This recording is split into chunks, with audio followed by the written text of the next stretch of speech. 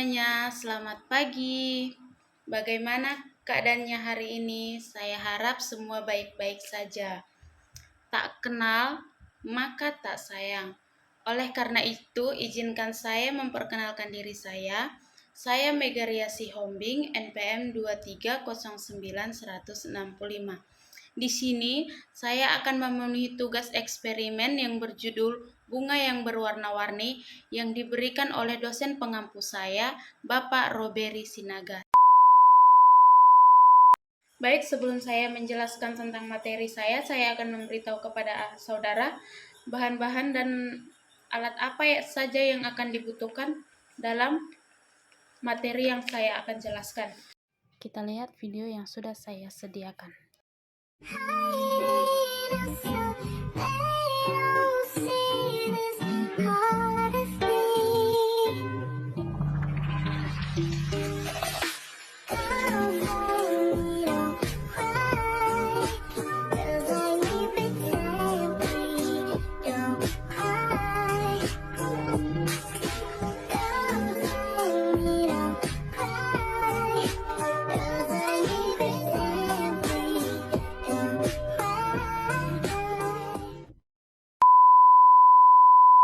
Kita akan memulai saja ya. Pertama, kita siapkan mawar putih yang masih segar itu. Kemudian kita menghilangkan daun-daun yang ada pada bunga mawar itu menggunakan gunting. Lalu kita mengisi 3 gelas tadi berisi dengan air penuh. Lalu kita memberi pewarna yang sudah kita siapkan dengan berbeda-beda warna. Lalu kita aduk sampai rata. Baik, di sini kita melihat di gelas kedua dia nampaknya kelihatan warna merah, tetapi jika kita mengangkatnya dengan sendok dia berwarna kuning. Begitu juga dengan gelas yang ketiga, dia berwarna biru.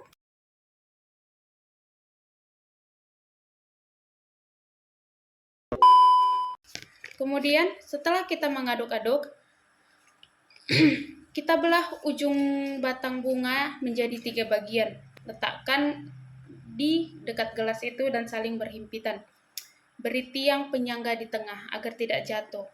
Lalu kita celupkan batang bunga yang sudah dibelah dengan posisi beda warna tiap belahan. Untuk bunga lain, kita boleh memasukkan atau meletakkan atau mencelupkan pada tiap warna gelas air yang berbeda. Nah, selanjutnya kita menunggu selama 24 jam.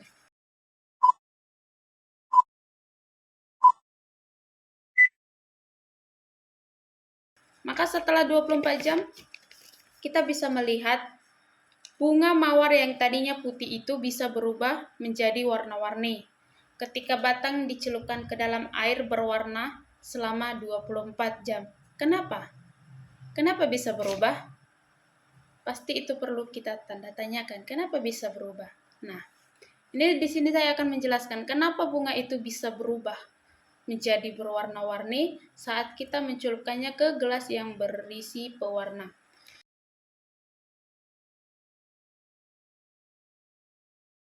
Ini adalah proses sederhana, tapi hasilnya luar biasa.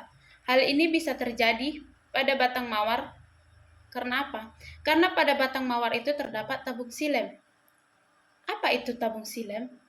Mari kita amati perjalanan air menuju ke atas. Yang pertama itu akar menyerap air.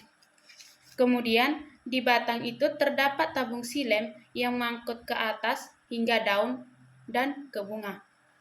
Demikian juga dengan eksperimen ini.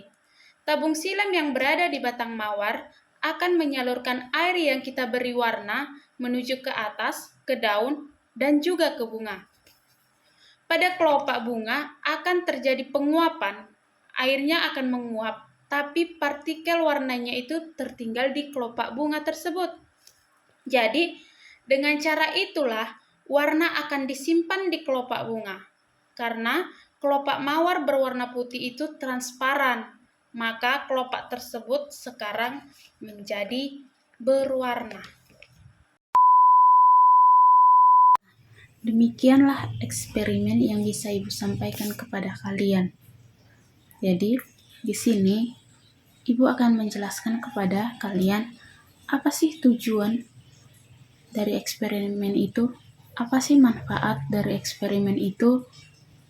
Kita juga harus bisa melakukan asesmen pada eksperimen itu. Yang pertama yaitu seperti mengamati. Yang kedua, kita juga harus bisa mengklasifikasikan atau mengelompokkan tentang eksperimen itu. Yang ketiga, kita harus bisa juga menyampaikan suatu atau mengkomunikasikan kepada teman kita jika suatu hari teman kita itu bertanya, kenapa sih bunga bisa berwarna-warni? Nah, jadi kita harus bisa mengkomunikasikannya kepada mereka. Yang keempat, di sini juga kita diajari untuk mengukur, baru memprediksi, lalu menyimpulkan.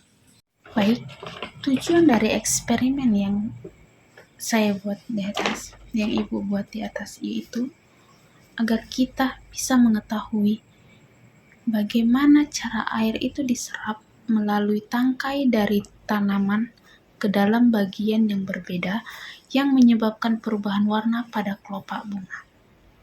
Kemudian kita bisa melakukan asesmen pada eksperimen tersebut. Yang pertama, mengamati. Ibu ingin bertanya, adakah kalian yang bisa mengamati kenapa bunga itu bisa berubah berwarna-warni? Ya, di sini Ibu akan memberitahu bunga itu berubah berwarna-warni karena apa? Karena pada akar pada bunga mawar tersebut memiliki tabung xilem yang bisa menyerap air dari batang ke daun dan ke bunga. Itu makanya bunga itu bisa berubah menjadi warna-warni. Lalu kita juga harus bisa mengelompokkan, adakah bunga itu yang tidak berubah, bisakah bunga itu bisakah bunga itu tidak berubah atau bunga itu otomatis akan selalu berubah. Nah, di situ harus kita bisa kelompokkan.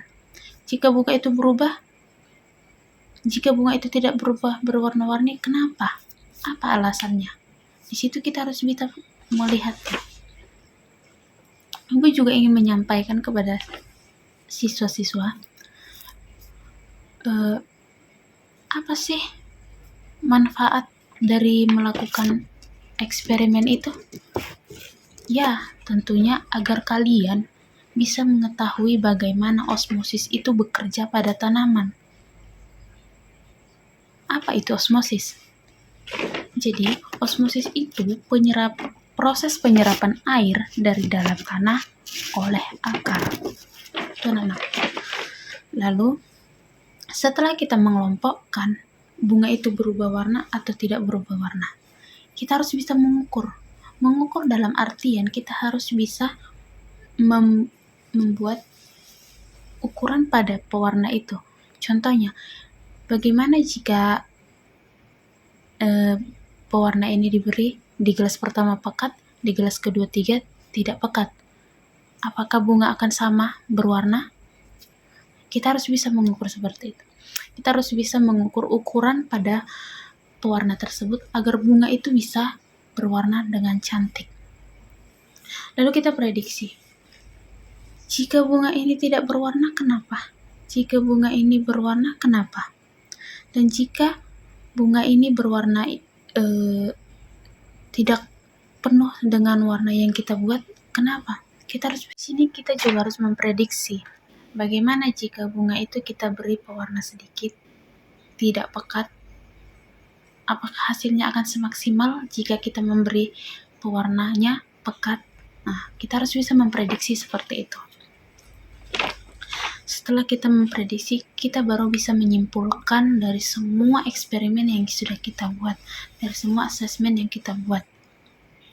Kita bisa menyimpulkan bunga itu berwarna atau tidak, bagaimana bunga itu bisa berwarna, bagaimana bunga itu tidak bisa berubah berwarna. Kita akan bisa menyimpulkannya. Jadi, dari hasil kesimpulan yang bisa Ibu berikan kepada kalian semua, bunga itu akan berubah warna jika pewarna yang kita beri itu pekat dan proses untuk perubahannya itu membutuhkan waktu selama 24 jam. Itu yang bisa Ibu simpulkan. Dan yang bisa Ibu simpulkan juga yaitu kesimpulan kedua yang bisa Ibu sampaikan kepada kalian yaitu bunga itu memiliki tabung kecil di dalam batangnya. Itu berfungsi untuk apa? Itu untuk berfungsi untuk mengantarkan air dan makanan ke setiap sel di seluruh batang bunga. Air itu akan bergerak dari bawah ke atas melalui tabung kecil yang disebut vaskular di dalam batang.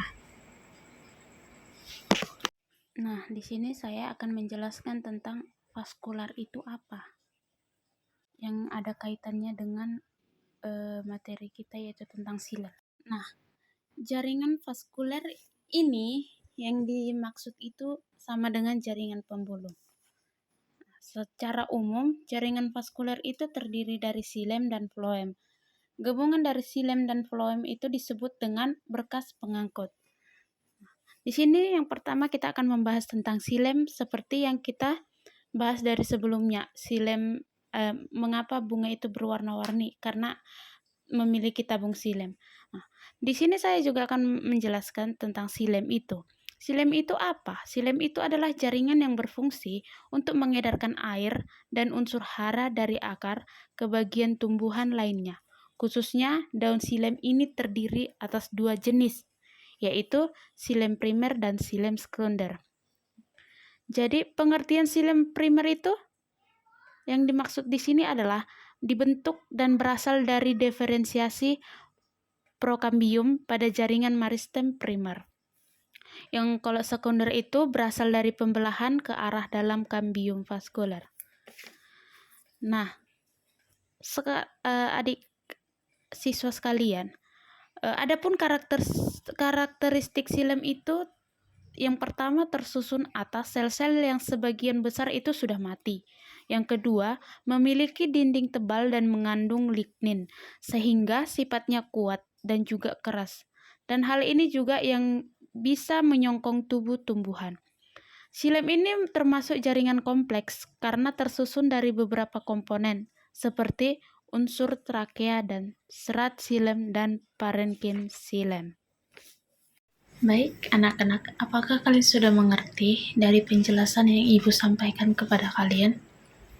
Jika ingin memberikan pertanyaan, jika ada yang mau ditanyakan, boleh bertanya, boleh bertanya kepada Ibu. Tidak ada ya? Semuanya paham? Tidak ada yang bertanya? Atau Ibu yang bertanya? Oke, berarti semuanya sudah mengerti dan semua sudah paham kan sama materi yang Ibu sampaikan kepada kalian? Baik, itu saja materi yang bisa saya sampaikan kepada kalian. Semoga saya harap kalian bisa mengerti dan paham apa yang sudah saya sampaikan dari materi tersebut. Baik, sekian dari materi Ibu. Ibu ucapkan terima kasih dan selamat pagi.